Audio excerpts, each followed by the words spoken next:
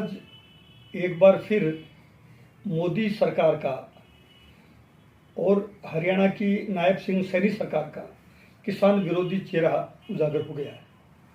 Shambhupura border पे शांति प्रिय दिल्ली जाने के लिए 101 किसानों का जत्था कोशिश कर रहे थे, पैदल जा रहे थे। उनके लिए नुकीले तारों की बाड़ लगा दी, उनके लिए नुकीले रोड पे कांटे गाड़ दिए, सरिये ठोक दिए, दीवारें बना दी और उनके साथ में लाठीचार्ज किया, आंसू गैस के गोले छोड़े, जैसे कोई बहुत बड़ा अपराध कर दिया हो। अरे मोदी जी, किसान मांग क्या रहे हैं? किसान एमएसपी मांग रहे हैं आपसे। मोदी जी, किसान मांग क्या रहे हैं? किसान कर्ज माफी मांग रहे हैं।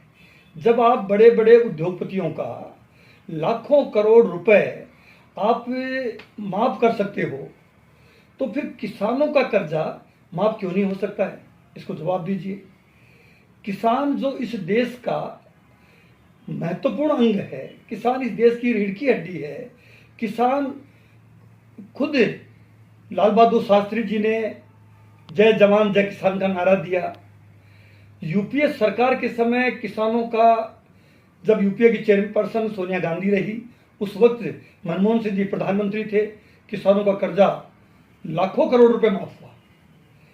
राजस्थान सरकार जब अशोक गहलोत जी मुख्यमंत्री थे, यहाँ पे किसानों की कर्ज माफी हुई, किसानों का अलग से बजट पेश हुआ।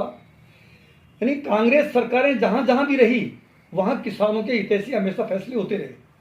और आप तो याद कर लीजिए, चौधरी चरण सिंह जी ने भी एक बार कहा था कि इस देश की समृद्धि और खुशहाली का जो रास्ता है वो किसान के खेत और खलिहान से गुजरता है। वो बात याद करिए। आप क्या कर रहे हैं? आप जब भी चुनाव आते हैं, उससे पहले आप किसान की घोषणा पत्रों में आप किसानों की हितैषी बातें करेंगे, किसान की आय दुगनी करेंगे। आज तक दुगनी नहीं हुई। एमएसपी की बात की है, एमएसपी आज तक आप नहीं दे पा रहे हो। इवन हद हो गई कि शिवराज सिंह जी चौहान, जो मध्य प्रदेश के मुख्यमंत्री रहे, बहुत ही वरिष्ठ नेता है, वो आज कृषि मंत्री है। उनको देश के उपराष्ट्रपति जो हैं, वो किसानों की मांगों के लिए डांट रहे हैं, लताड़ रहे हैं कि आप किसानों की सुनिए। कोई सुनवाई नहीं।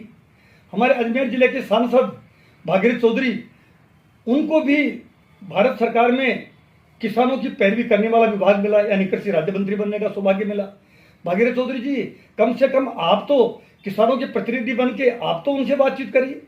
आप बातचीत करिए और उनकी समस्या का समाधान करने के लिए आगे आइए। लेकिन कोई बात नहीं करोगे, कोई समस्या का समाधान के ऊपर आपको वो ध्यान नहीं है। केवल आपको सत्ता हथियाने का तरीका जरूर आता है। और अब तो सत्ता हथियाने के जो तरीके हैं, सत्ता प्राप्त करने के आपके तरीके हैं, उस पर सवालिया निशान खड़े हो गए हैं। आप देख रहे हैं कि राहुल गांधी जी ने भारत जोड़ो यात्रा के माध्यम से किसानों के लिए, गरीबों के लिए, बेरोजगारों के लिए, दलितों के लिए, आदिवासियों के लिए, पिछड़ों के लिए, सबके लिए उन्होंने आवाज उठाई है। और अभी भी लोकसभा के अंदर वो मजबूत पैरवी कर रहे हैं। लोकसभा के बाहर भी हर जगह किसान आंदोलन में राहुल गांधी जी गए हैं।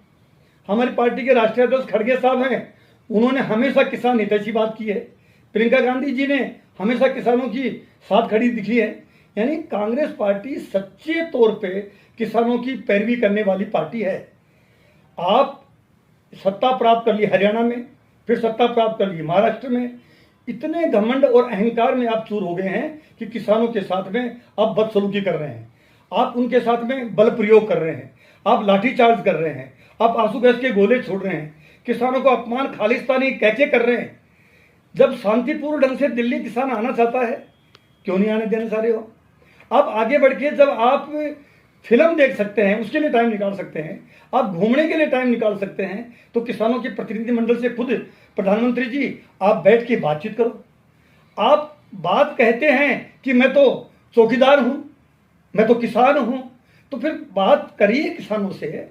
अब समय आ गया है, आप जल्दी से जल्दी इस समस्या का समाधान करिए। किसानों को आगे आंदोलन नहीं करना पड़े, किसानों को परेशान नहीं होना पड़े। इससे न केवल भारत देश की, बल्कि आपकी भी आत्मा को कचोटेगी। इसलिए हम तो आपसे निवेदन कर रहे हैं कि किसानों के समस्याओं का तत्काल प्रभाव से आपको समाधान का प्रयास करना चाहिए। धन्यवाद।